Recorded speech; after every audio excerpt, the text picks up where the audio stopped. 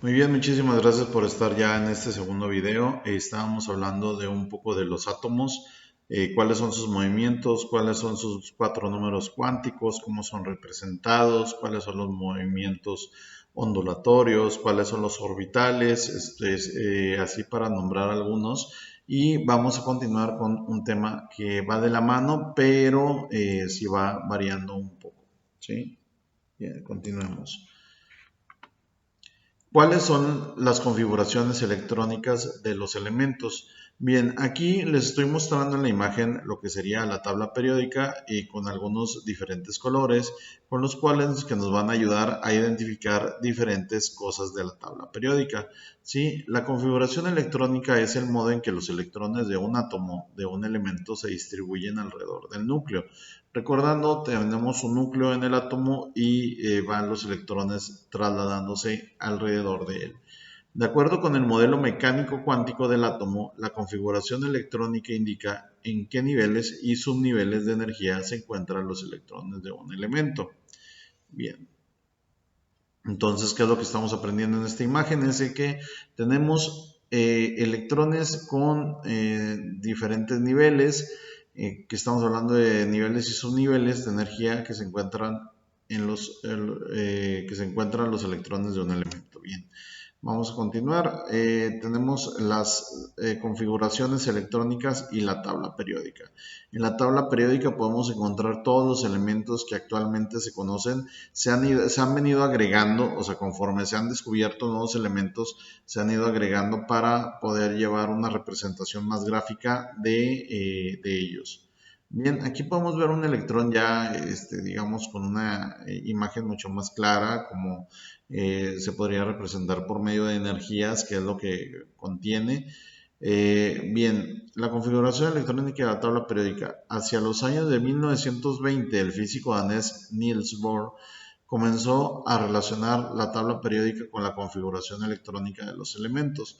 Evidentemente, los elementos pertenecientes al mismo grupo poseen configuraciones electrónicas diferentes. Atendiendo a este hecho, los elementos de los diferentes átomos se han clasificado en cuatro diferentes bloques. De esta forma, será mucho más fácil recolectar la configuración electrónica de todos los elementos. Entonces hablamos de que la configuración electrónica tiene mucho que ver con en dónde se encuentran dentro de la tabla periódica, ¿sí? Tenemos el primer grupo, que es los elementos del bloque S. O sea, el primer bloque, la primera parte de la tabla que vamos a poder representar, tenemos aquí, por ejemplo, el grupo elemento configuración electrónica. Tenemos, por ejemplo, la H, ya sabes cuál es, el hidrógeno y así sucesivamente varios de los elementos que conforman esta tabla. A este bloque de los elementos pertenecen todos los átomos del grupo 1, metales alcalinos. O sea, está dividido porque estos que están aquí son puros metales alcalinos y el 2, que son los alcalinoterrios, con la excepción del helio, que no se encuentra en estos dos grupos, pero pertenece también al bloque, y el hidrógeno, que aunque forma parte del grupo 1 y del bloque S, no se considera alcalino. O sea, lo que sería este elemento, que es el hidrógeno que no se considera, pues cuenta con esas especificaciones, lo cual lo convierte en una excepción, ¿sí? Bueno, así como en esta tabla está representado, podemos ver si es 2S1, 3S1, 4S1 y así sucesivamente, ¿sí? Y su representación de, por ejemplo, la H es del hidrógeno.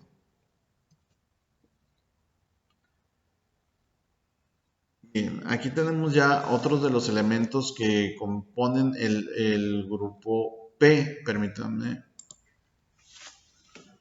Bien, continuamos. Entonces, les mencionaba hace un momento los elementos del grupo S. Quise ser un poco más específico de cuáles son los que vienen en el grupo, en el bloque S, perdón. Es el bario, el berilio, calcio, cesio, estroncio, francio, helio, hidrógeno, litio, magnesio, potasio, radio, rubidio y sodio, ¿sí? Entonces, esos son los que están componiendo lo que sería el grupo el grupo S. Vamos a ver los demás elementos que vienen en los diferentes grupos. Por ejemplo, tenemos lo que sería el grupo del bloque P. Este es más amplio. Muy bien. Los elementos de este bloque serán aquellos los que los orbitales P con el nivel más alto de la energía están ocupados.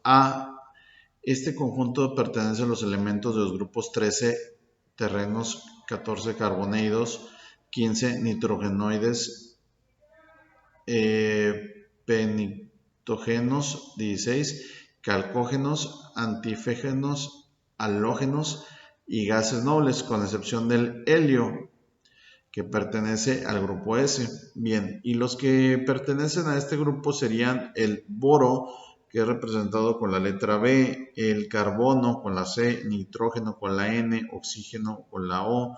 Si se fijan, aquí encontramos la mayoría de los elementos que componen el cuerpo humano. Sí, el flúor, neón, aluminio, silicio, fósforo, cloro, argón, galio, germario, arsénico, selenio, bromo, criptón, indio, estaño, antimonio, teluro, yodo, xenón, talio, plomo, bismuto, polonio, astato, randón, nihonto, flerobio, moscovio, livermorio, tenesino y organexenón. Bueno, no voy a estar mencionando los de todas las tablas, nada más ahorita las dos primeras. Tenemos también los elementos del grupo D, del bloque D, perdón. A este bloque le pertenecen los metales de transición, es decir, todos los elementos de los grupos 3, 4, 5, 7, 8, 9, 10, 11 y 12. Tenemos aquí lo que sería su representación por medio de su abreviatura. Les invito a que ustedes los busquen estos para que sepan cuáles son los elementos que lo componen. Y tenemos los elementos del bloque F, ¿sí? Aquí es lo que quería mostrarles. El primero que mencionamos fue el bloque S, que son los que están de este lado, las dos primeras columnas. Después el bloque D, que estamos hablando de 2, 4, 6, 8, 10 columnas. Entonces son en total 40 elementos que están en el bloque D, que es uno de los más representativos. El bloque P, que es del color como lila. Y bueno, aquí en el bloque S nada más hay uno de este lado que está solo.